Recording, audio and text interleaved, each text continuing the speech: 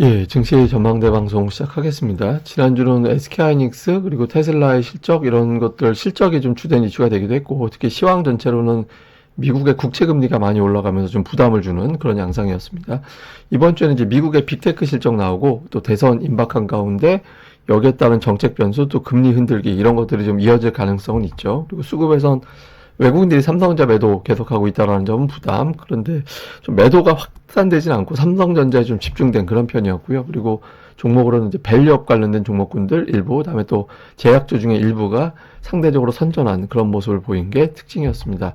뭐 지난주 주요국 증시 보면 중국 정도 올라가고 대부분 빠졌거든요. 그 대선 앞두고서 금리가 자꾸 올라가다 보니까 이런 요인들이 좀 압박 요인으로 작동을 했고요. 종목은 미국에서 그냥 테슬라, 예, 테슬라와 자동차주가 좀 유난하게 강한, 그러니까 뭐 둘 다 자동차로 분류될 수도 있겠습니다만 어쨌든 자동차 쪽이 좀 유난하게 강했고 엔비디아 플러스 난 거 외에는 전체적으로 좀 마이너스 나는 예, 그런 모습을 보인 게 특징이었고요. 우리나라 이제 코스닥에서는 초낙폭주, 예, 그러니까 초낙폭주는 보통 통신 장비, 인터넷 그리고 엔터 제가 이렇게 세 개라고 꼽잖아요. 근데 그 중에서 통신 장비가 뭐 시가총액이 얼마 안 되기 때문에 지수 영향력은 크지 않지만 이게 유난하게 올랐고요. 그리고 아파트 열풍으로 엔터주가 상대적으로 선전했고, 그 외에는 미국의 금리 부담이 워낙 세게 작동하다 보니까 코스닥의 수급이 불안정해서 하락하는 종목이 더 많았죠. 코스피에서는 하이닉스하고 테슬라 강세에 따른 LG에너지 솔루션, 그러니까 테슬라 올라가는데 2차 전지는 전체적으로 좀 부진한 가운데 LG에너지 솔루션만 좀 상대적으로 강한 그런 모습을 보였고요. 그 다음에 밸류업 관련해서 주후반에 금융주가 좀 올라온 게 특징이었고, 삼성전자가 지수 발목 잡고 하이닉스는 실적 때문에 올라가고, 그러니까 이런 변화가 있었던 게 특징이었습니다. 그래서 정리해보면 미국은 테슬라 장세, 그리고 시가총액 1, 2위가 바짝 또 붙었다라는 게 특징이었고, 우리나라 코스닥에서는 시가총액 3위 2차 전지와 제약이 좀 부진해서 이쪽에서 나온 자금이 다시 절로 들어갈 거냐, 분산될 거냐, 이걸 좀 봐야 될 것 같고요. 코스피에서는 삼성전자의 약세, 주후반 금융주의 강세인데 요 구도가 이번 주에 조금 변화가 더 생길 것도 같거든요. 그래서 요걸 또 주목을 해봐야 될 것 같습니다. 근데 지표는 뭐 금리가 계속 올라간 게 부담이 되는데 금리를 자극하는 요인들이 되게 많잖아요. 그래서 뭐 트럼프가 이길 가능성, 이렇게 되면 재정 적자 늘어난다. 그러면 또 재정 적자 늘어난 거를 다른 세금으로 채워야 되니까 관세 높인다. 그러면 제품값 비싸지니까 인플레이션 자극되고 뭐 이런 구도 되는 거. 그다음에 미국의 지표가 워낙 좋아서 금리 인하 기대감이 낮아진 거. 그러니까 지정학적 갈등 때문에 국제유가 올라가는 거. 근데 이게 이제 지역 그 중에서도 보면 특히 미국에서 트럼프가 우위를 차지하고 있다. 여기에 대한 긴장감이 좀 있죠. 근데 이게 보시면 베팅입니다. 베팅. 그러니까 이제 누가 이길 거냐라고 베팅하는 걸 보면 트럼프가 6, 해리스가 4 이렇게 되고 있거든요. 여론조사는 달라요. 여론조사는 거의 팽팽하거든요. 근데 이제 팽팽한데 트럼프가 이긴다라고 보는 게 경합주에서 트럼프가 이길 것 같다. 그 다음에 샤이 트럼프가 있다. 이런 것들 때문에 트럼프가 이긴다라는 쪽으로 가고 있고, 그게 이제 금리를 또 자극하는 그런 측면이 있잖아요. 근데 해리스 측은 이것도 기대하는 것 같아요. 응답하라 2011, 그러니까 2012년 때 당시 오바마가 롬니한테 지고 있었거든요. 지고 있었는데 정작 선거에서는, 그러니까 이맘때쯤 조사했던 여론조사라든가 이런 것들에서 거의 1%포인트 가까이 지고 있었어요. 예, 그런데 그게 뒤집어졌잖아요. 선거에서는 0.7%포인트 오바마가 이기는 쪽으로 뒤집혔죠.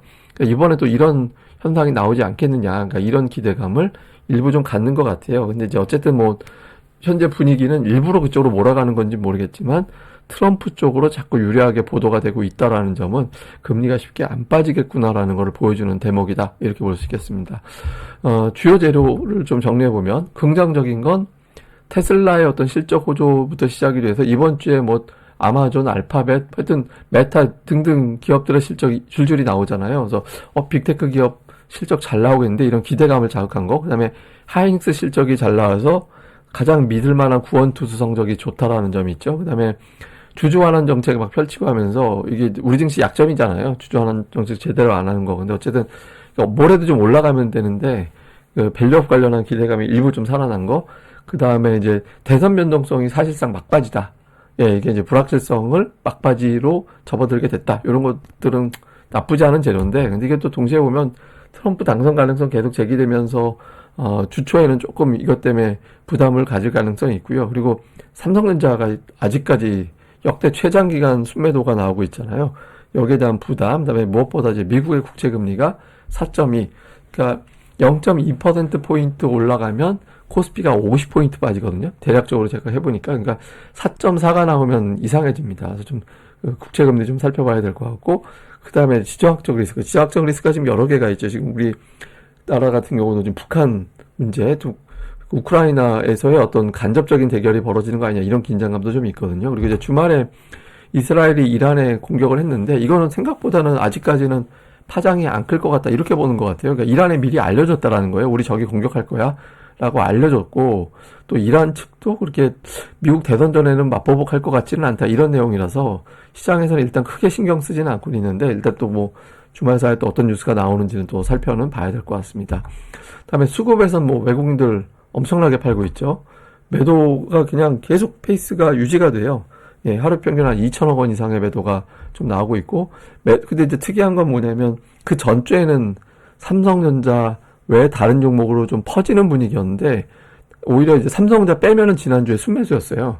근데 이제 문제는 뭐냐면, 삼성전자 빼고 순매수한 건 또 한 종목이었다. 그러니까 SK하이닉스. 그러니까 이렇게 되는 구도였거든요. 그래서 삼성전자 전차 분단 팔아서 일부는 하이닉스를 샀다. 그러니까 이런 구도가 된 게 좀 특징이었죠. 그리고 약간 찜찜한 건 기존에는 외국인들이 팔아도 환율이 안 올라갔는데 지금 좀 환율이 올라가고 있다라는 좀 조금 신경이 쓰이거든요. 그래서 환율이 여기서 1,400원 넘어가면 조금 외국인들 선물 수급이 꼬이면서 프로그램 매도가 나올 수도 있어서 이번 주 환율 동향도 엮어서 좀 잘 봐야 될 것 같습니다. 근데 그 대만이 매수로 바뀌었어요. 2주 연속 매수로 들어왔거든요. 그러니까 우리나라하고 같이 대만 증시 팔았었는데 대만이 좀 매수로 바뀌어서 저게 조금 우리 증시에도 영향을 줄 만하지 않나. TSMC 요새 주가 흐름이 나쁘지 않거든요. 그래서 요 대만까지 왔는데 우리는 안 들리나? 이것 좀 계속 체크를 좀 해보고 있는데, 예, 좀 하여튼 좀 봐야 될 것 같습니다. 그다음에 주요 종목으로는 테슬라가 270달러 언저리까지 올라왔습니다. 그래서 우리 2차전지주에는 영향을 못 주고 있는 게, 테슬라가 이번에 매출은 기대 이하, 영업이익은 기대치 상승, 이렇게 됐잖아요. 그래서 이거 이익이 잘 나온 거 봐서는 뭐 우리가 보통 CR이라는 표현을 합니다만, 이제 배터리 업체들 압박해가지고 깎아서 공급받은 거 아니냐, 그래서 수익성 좋아진 거 아니냐, 이런 평가도 일부 있거든요. 그래서 2차전지 그렇게 좋은 건 아닌데, 그러니까 이런 식의 해석도 일부 있었던 것 같아요. 근데 어쨌든 테슬라가 주말에 또 올라가면서 국내 2차전지에 영향을 주는지, 그 다음에 하이닉스가 주봉에서 되게 중요한 위치를 회복을 했습니다. 저 20주선, 20주선 깨지면서 굉장히 좋았던 추세의 흐름을 이탈했었거든요. 그 직전까지 20주선이 중요한 지지선 역할을 했었잖아요. 근데 이거 넘어가 주면서 이 선이 이제 지지선으로 바뀌어야겠죠. 그 그림이 나오는지. 그 다음에 이제 엔터주, YG 엔터를 비롯해서 이런 종목군들이 지난주에 이제 흐름이 주초는 괜찮았다가 후반에 약해지는 차익 실현 물량이 나오는 그런 모습을 보였는데, 기관 투자자들이 열심히 샀던 종목이었거든요.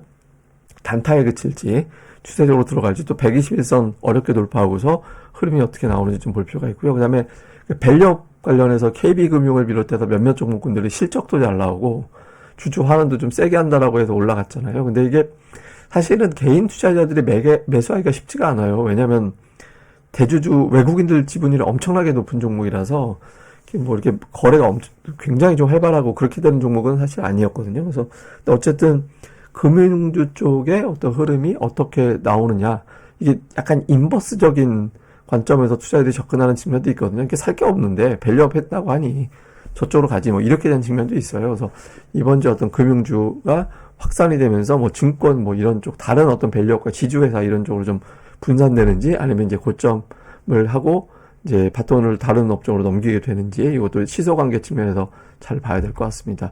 이제 문제는 삼성전자인데, 삼성전자 주가 위치가 지금 어느 지경이냐면, 우선 2023년도, 그러니까 작년에 올라간 것도 다 빼놨어요, 거의. 예, 그러니까 작년도 수준으로 주가가 빠진 거거든요. 그러니까 2년 동안 힘들게 올라간 걸 불과 몇 달 사이에 다 내준 그런 형태가 됐고, 그리고 또 이제 월봉상, 이게 금융위기 때나 이탈하는 게, 우리나라 IMF 터졌을 때 이탈했던 게 120월선이거든요. 예, 근데 저 때가 언제입니까? 하여튼 반도체 사이클 때나 2008년 금융위기 때나 그때 다 120월선에서 올라갔어요. 달러 차트로 보면 이제 조금 더 적나라하게 보이긴 하는데, 근데 어쨌든 이 지경까지 금융위기 왔을 때나 터지는 120월서까지 내려왔다. 그러니까 사실상 삼성전자 자체는 금융위기급의 위기로 보나 봐요. 외국인들은. 이렇게 되고 또 하나는 뭐냐면 PBR 밴드로 볼 때 청산 가치가 올해 기준으로 56,400원이거든요. 이건 증권사마다 계산하기에 따라 좀 다른데 실적 전망치가 다르니까. 근데 그거 이하예요, 주가가. 삼성전자가 굉장히 많이 빠져 있는 상태죠. 특히 120월선 청산 가치 이하 이건 되게 이례적이거든요.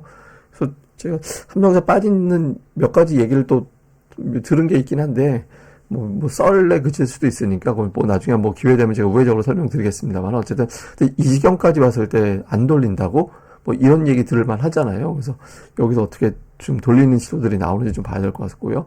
그다음에 기관 외국인들의 수급 동향은 지난주 기관은 약간의 변화가 있었어요. 그러니까 제가 기관들이 매수 많이 하는 종목이 세 개가 있었다. 그러니까 제약주, 그다음에 반도체, 엔터 이렇게 매수했다라고 말씀을 드렸잖아요. 근데 엔터는 뭐 계속 SM, YG엔터, JYP 다 들어가 있습니다. 근데 반도체가 종목수가 조금 분산이 됐어요. 그러니까 뭐 종목수가 좀 줄어들고 이렇게 됐고, 그다음에 제약 쪽도 조금 와해가 되고 이런 형태가 됐거든요. 그래서 지난주에는 기관이 코스닥에서 조금 소극적으로 매매를 했는데 어쨌든 그런 가운데 매수가 누적되어 있는 종목을 그렇다고 엄청나게 또 판 건 아니라서 기존에 매수했던 종목군들 계속 볼 필요가 있고, 그다음에 외국인들은 뭐 기존에 그 제약주들 그러니까 이런 쪽에 대해서 매수를 꾸준하게 해놨었거든요. 근데 이번 주에도 매수하긴 했는데 종목수는 좀 줄었어요.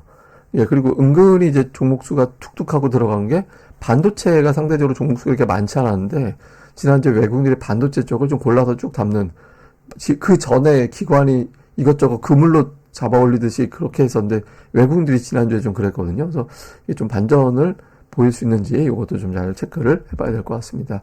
자, 총정리해 보면 대선 앞두고서 미국의 국채 금리가 4.2% 쪽으로 올라가 있다. 이거 우리 입장에서는 되게 부담이 돼요. 예, 그러니까 금리가 더 올라가는 건 좀 부담이 될 수 있죠. 그래서 이번 주에 금리가 좀 4.1 이하까지 좀 내려가주는 흐름이 나오는지. 그 다음에 이제 빅테크의 어떤 실적이 이번 주에 나오잖아요. 그리고 고용지표 나오고 대선 FMC로 이어지는 해외 쪽 변수가 가벼운 게 하나도 없거든요. 예, 걸을 타선이 없는 이벤트들이 계속 나옵니다. 근데 일단 초반에는 이제 실적인데 저게 실적 나오면서 뭐 AI 관련된 투자 이런 것들 나오면 흐름이 또 바뀔 수 있죠. 그래서 이런 것들 어떻게 돌아가는지. 그 다음에 이제 우리나라에서는 이제 반도체, 그러니까 하이닉스, 밸류업, KB금융, 2차전지, 테슬라. 핑계 대자면 모멘텀이 있어요, 다.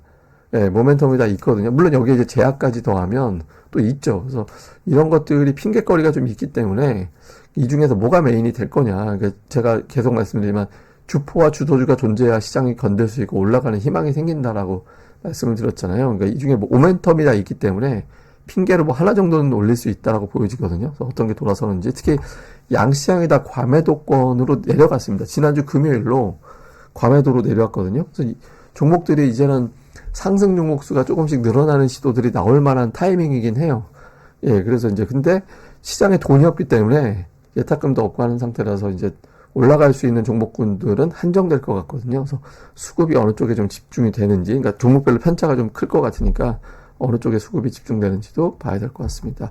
근데 어쨌든 미국은 제가 이 얘기를 드리려고 하는 건 뭐냐면 미국은 지금 상승장 초기라는 거예요. 그러니까 뭐 여러 가지 이야기 나오지만 역대 강세장 기간이라든가 폭을 보면 야 이제 뭐 2년밖에 안 했는데 뭐 그러니까 역대 최장 기간 12년 간 적도 있는데 그것까지는 너무 오버했다고 보고 그러니까 평균적으로 보면은 아직까지 평균치만도 못하다.